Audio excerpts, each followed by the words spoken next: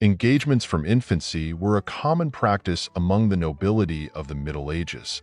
A child would barely begin to stir in her mother's womb, and the father would already be contemplating options for a dynastic marriage.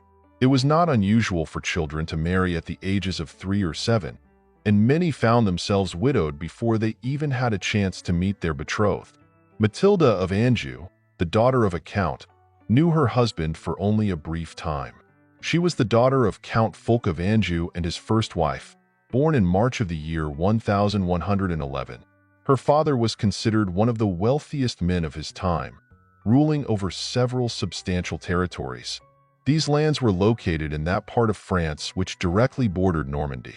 Thus, the interests of the Count of Anjou were closely intertwined with those of the King of England, who also held the title of Duke of Normandy.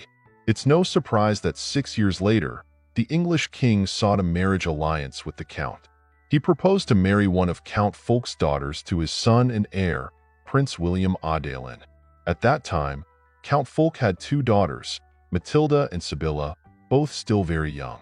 The elder had just turned 6, while the younger was 5. It was decided that the heir to the English throne would marry the elder, Matilda. As negotiations progressed and the dowry for the bride was discussed, a year and a half passed.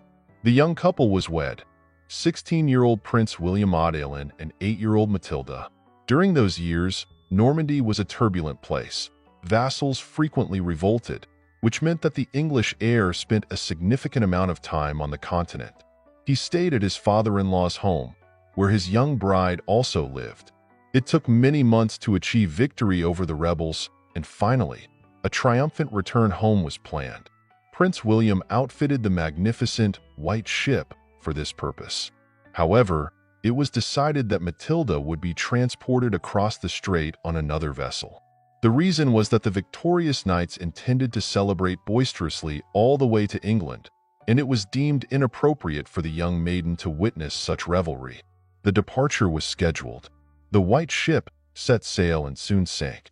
Princess Matilda learned of this tragic event deep in the night, when anxious servants felt it their duty to inform her. By the time she arrived in England, she was already a widow.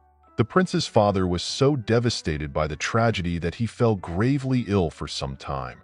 Matilda lived in London, in the royal palace, and had no idea what to do next. Nothing kept her in England, yet no one was sending her back. Before long, Count Fulk of Anjou appeared. He demanded the return of his daughter, along with her substantial dowry, the cities and fortresses promised to the English side in the marriage contract. However, King Henry wanted nothing to do with it. Frustrated by the refusal, the Count began to issue threats.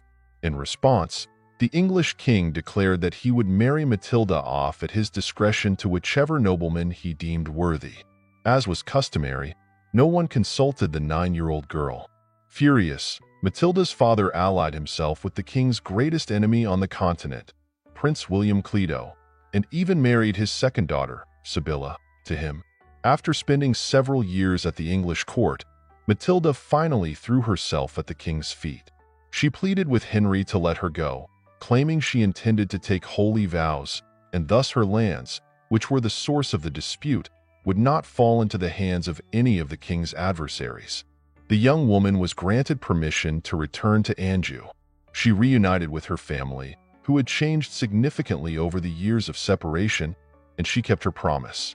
Princess Matilda of Anjou, who could have become the Queen of England, withdrew to a holy sanctuary. She became the abbess of the Fontevraud Abbey, where she passed away 4 years later.